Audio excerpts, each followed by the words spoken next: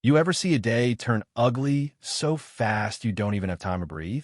That's what happened to me that afternoon in Willow Creek Park. 1 second, the world was birdsong and sunlight. The next, I was staring down the barrel of pure, dirty power.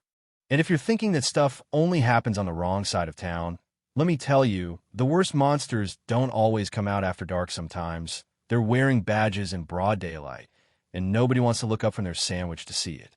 It was supposed to be my first day off in 3 months.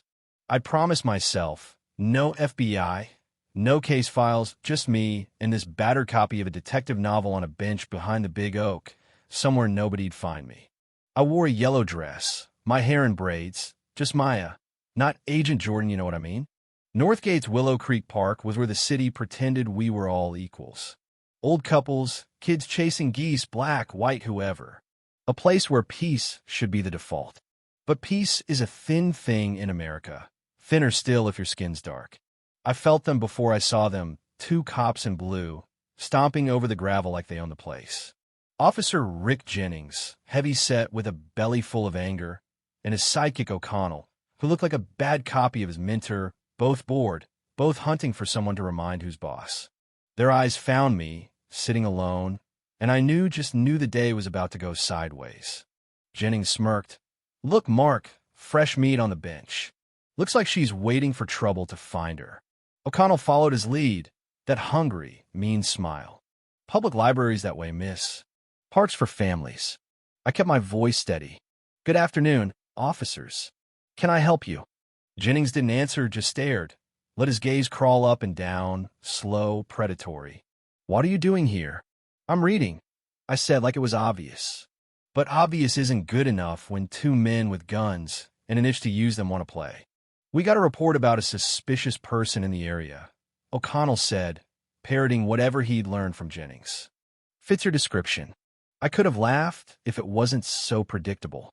I'd seen this move in 100 case files, soft harassment that could turn ugly fast. But today, I was the main character, not the one writing the report. They asked for my ID. I handed it over.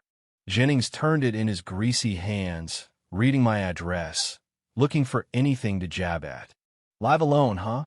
Must get lonely at night. Want us to check your place for you." That's when the heat in my chest started to rise. "Officer, those questions are inappropriate and irrelevant. You confirmed my identity.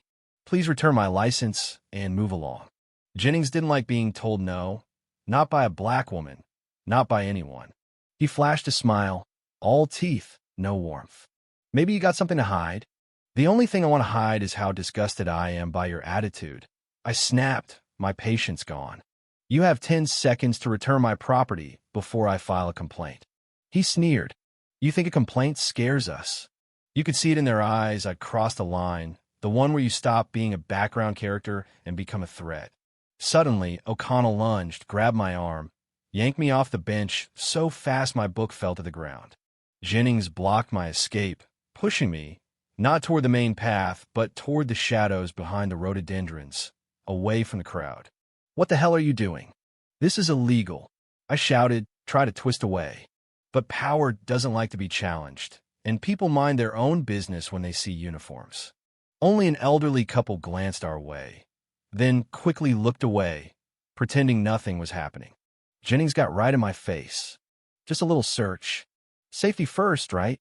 His hands went to his baton, not for protection, but to threaten, to humiliate. And then, like some playground bully with a badge, he lifted my dress with the baton, grinning like he'd just scored a touchdown. There are moments in your life when the world splits open, when you're standing naked, not just in body but in soul, surrounded by laughter, so cold it could freeze blood. Their eyes waited for me to cry, to beg. But I wasn't trained to break. That was the moment Special Agent Maya Jordan came roaring back.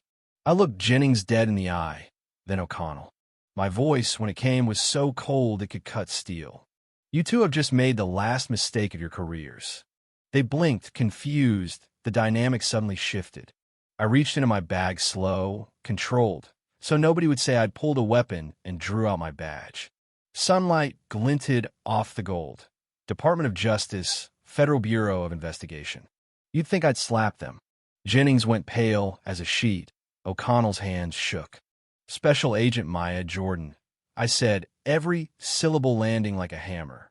You are both under investigation for badge numbers 714 and 822. You'll want to remember those for your lawyer. For the first time, they looked scared.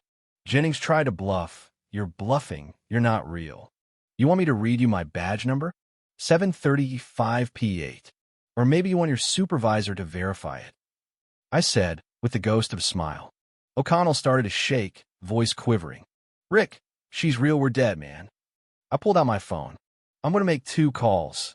One to your supervisor, Sheriff Miller, and another to the FBI Northgate office.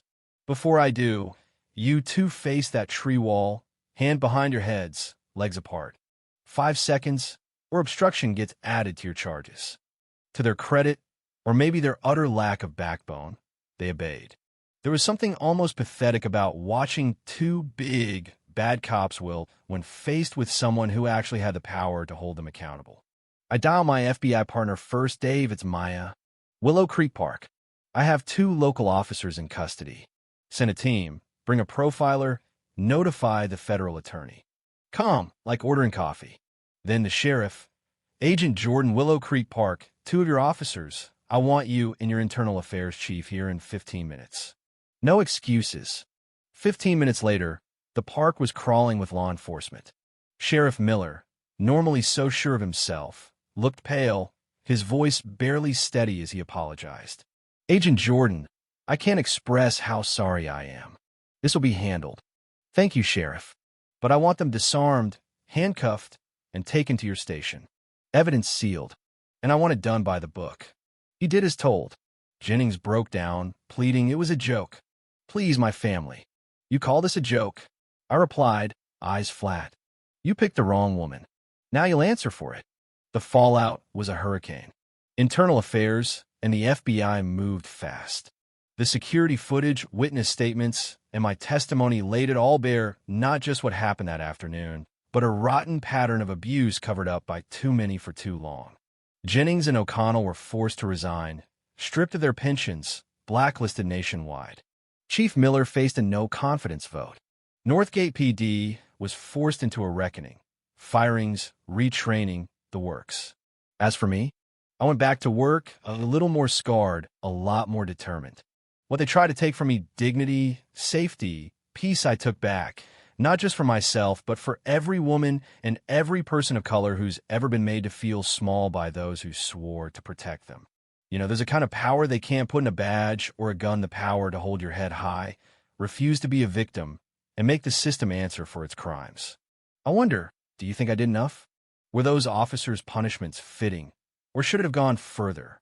And how safe do you think our public spaces are really for women like me, for anyone who doesn't fit someone else's idea of belonging?